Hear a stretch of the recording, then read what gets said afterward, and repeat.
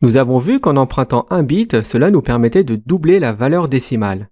Il s'agit de la règle des puissances de 2. On va maintenant voir une méthode qui permet de calculer des sous-réseaux sans forcément passer par le binaire. Cette méthode est basée sur un chiffre que l'on obtient avec l'addition des 8 bits, ce qui nous donne 255. Mais comme il faut aussi compter le 0, alors notre chiffre de base sera 256.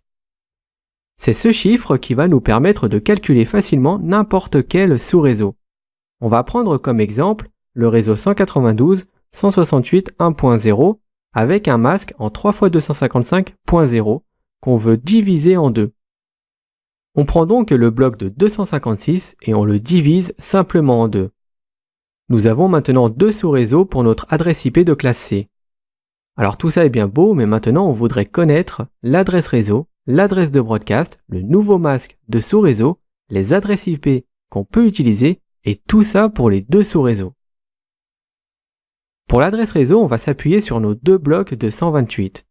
On commence par la première IP, la 192.168.1.0 sera notre adresse réseau pour notre premier sous-réseau et la .128 pour notre deuxième sous-réseau.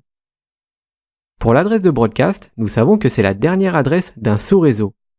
Pour le premier sous-réseau, ce sera donc la .127 et la .255 pour le second sous-réseau.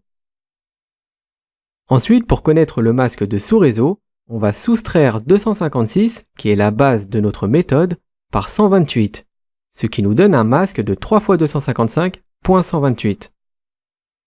Et pour finir, on peut en déduire les adresses IP utilisables. La première adresse IP qu'on peut attribuer à un node est celle qui vient après l'adresse réseau. Et la dernière IP est simplement l'avant-dernière, c'est-à-dire juste avant l'adresse de broadcast. C'est tout de même plus rapide qu'en décimale.